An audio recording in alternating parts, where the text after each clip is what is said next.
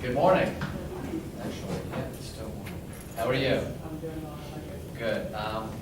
I think versus the last time you were here, we weren't being streamed live. We are being streamed live now. Okay. So rather than tell me your cell phone number, because I'm going to call those people on the short list this evening, if you could write on that piece of paper right in front of you, with the name and number, the number I get on the that'd be great. I'm only going to call those 6 individuals that we put on the short list. Okay. Let me know when you're done.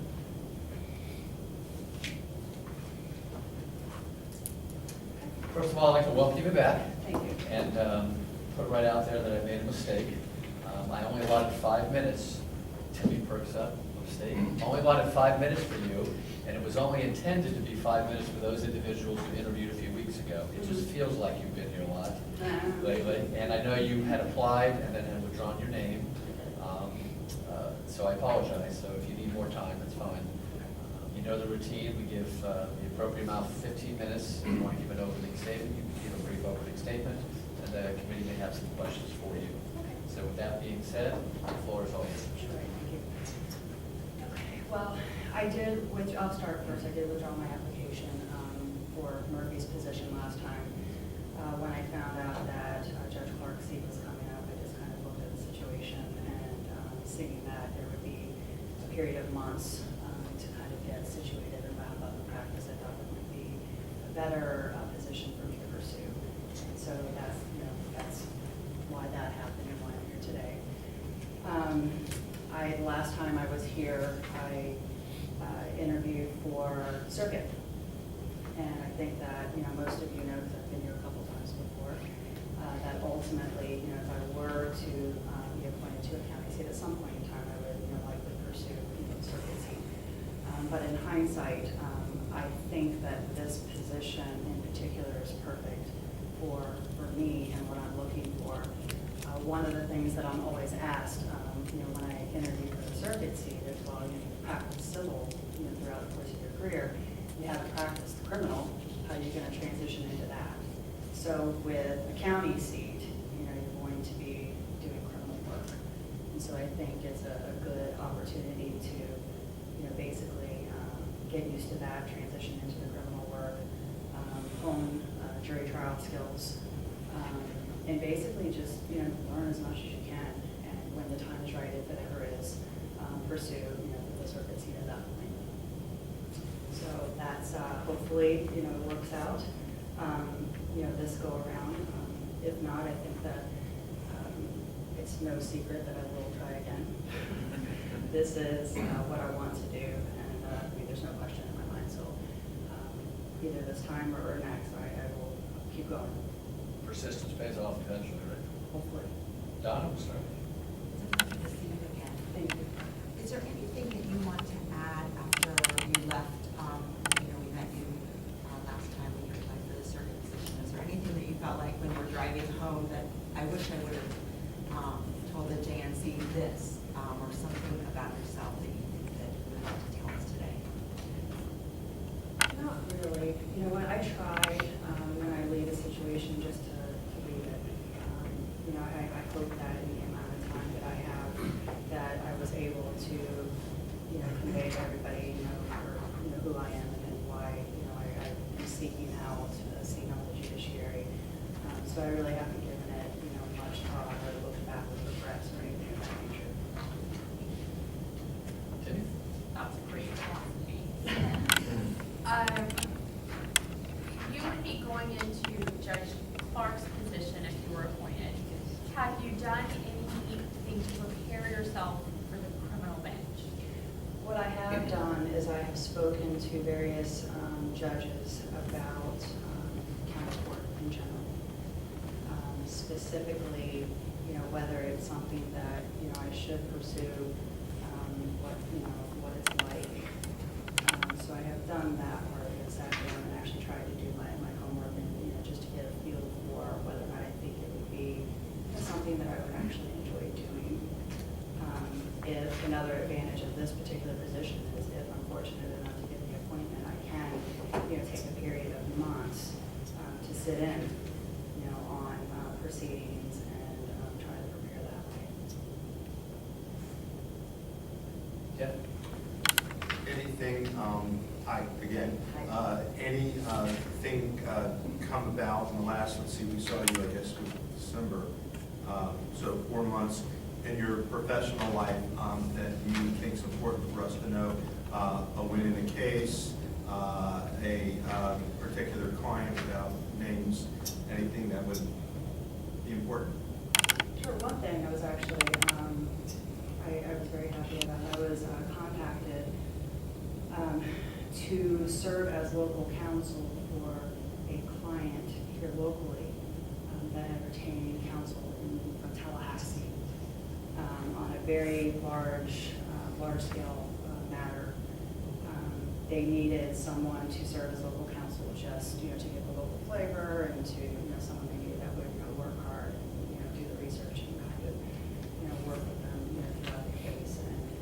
And so that was a real, real honor to even be contacted about that. If you can, what's the subject matter of that dispute? It's a dispute over medical-related taxes. So there is and I'm not sure to what extent I'm able to disclose, but it's public record with the lawsuit about it. Space Coast Health Foundation, they hold the funds from the sale of Woolstoff Hospital here locally. And they're in the midst of the transition. There were certain tax liabilities incurred, and there's now a dispute between them and some other entities as to who is going to be responsible for that tax during a certain period of time. And there's only a couple attorneys in the state of Florida that specialize in this specific tax, and they're in Tallahassee. So that's what it was about. And fortunately, one of my partners, she deals with a lot of medical-related more corporate type issues. But we were able to sit down and talk and circle around and make sure it was something that I was comfortable with. And, it was really interesting. It looks like it's probably going to settle at this point, but I was really excited about the possibility of being involved in something that big. Thank you for sharing that. Michelle, I got a question for you. Tell us about your perspective on the experience being on the short list for the seat that ultimately Judge Taylor got with the governor. Tell me about that. What were your thoughts on that? The experience in general? Yeah, the interviewing and the whole process. It was a great experience. Everything that you go through in life, every experience, you can add something. And I think that for me, it just was one more experience that I could learn from. It was interesting to be up there. It was the second time I've been in Tallahassee.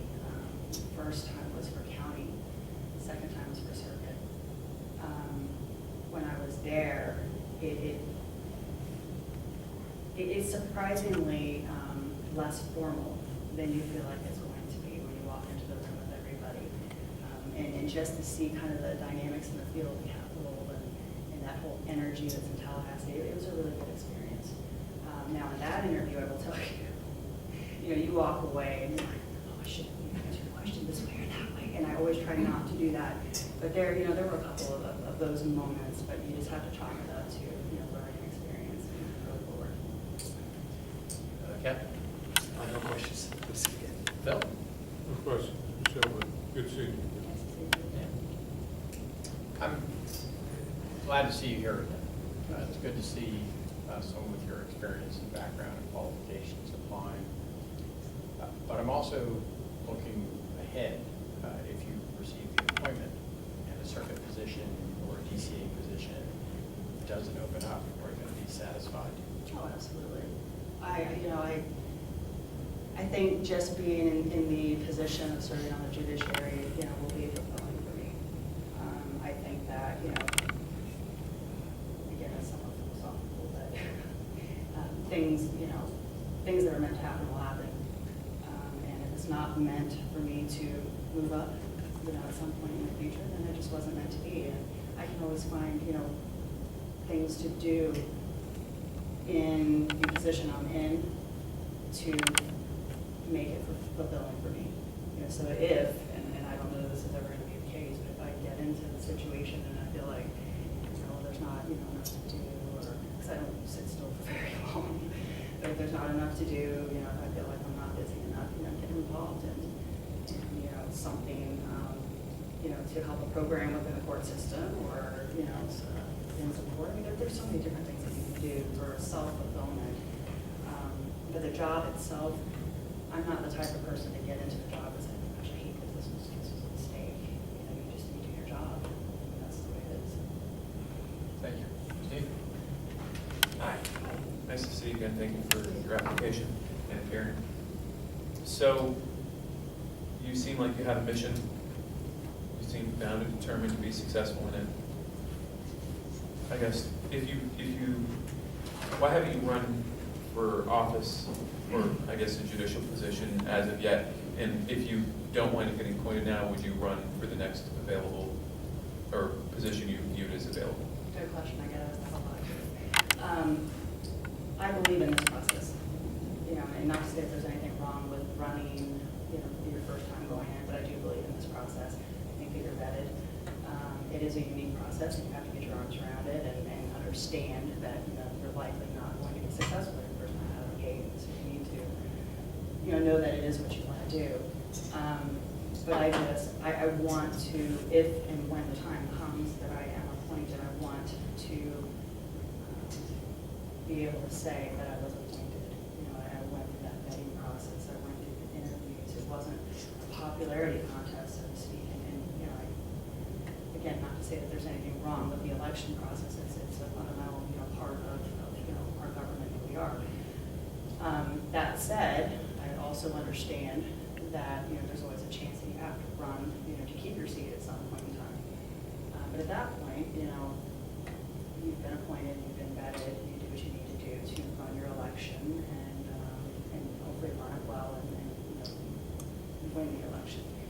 The other part of it, just because it's a reality, the situation I have, I have quite a few children, and at this stage of the game, we've adjusted as a family in terms of working really hard and, having a support system in place so that we can both work full-time, do what we need to do. But running an election is a whole different ballgame, and I'm not willing to do that to my children at this stage of the game. They're still too young.